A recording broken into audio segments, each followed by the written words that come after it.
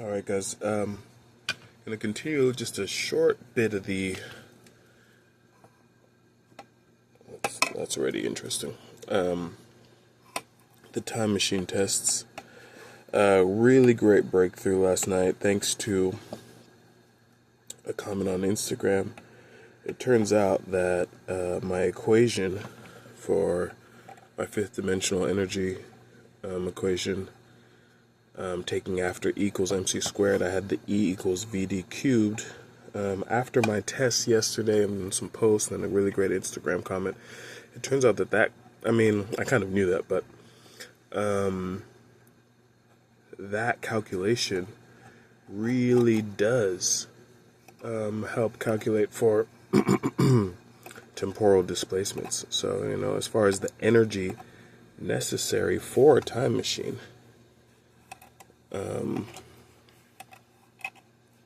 it appears that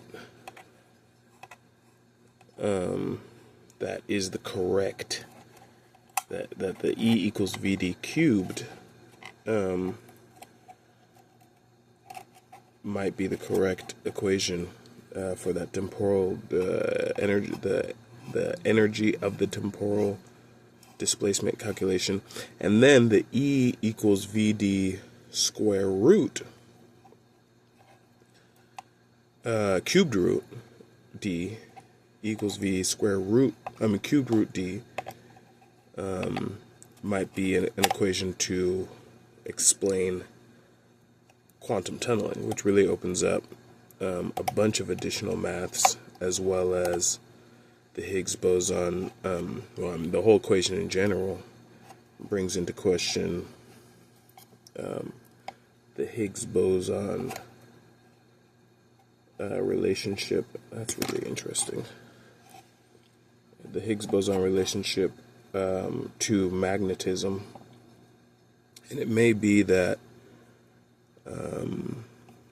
our macro universe is a fractal of lower dimensions expressed via higher dimensions, expressed, pulled on by the force of higher dimensions.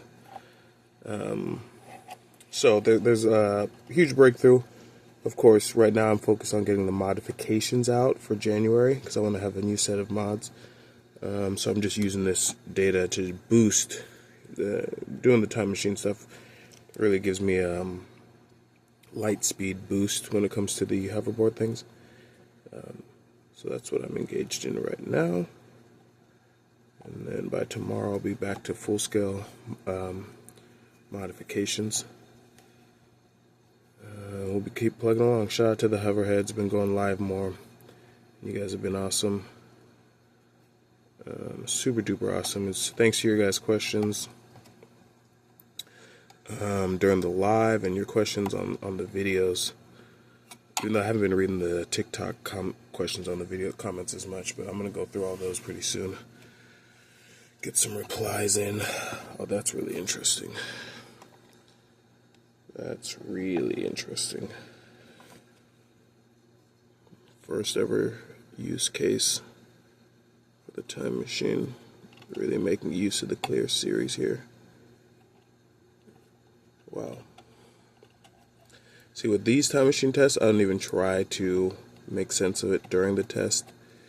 You just have to complete the test, post it, and thanks to the time machines, the data will speak for itself. Always.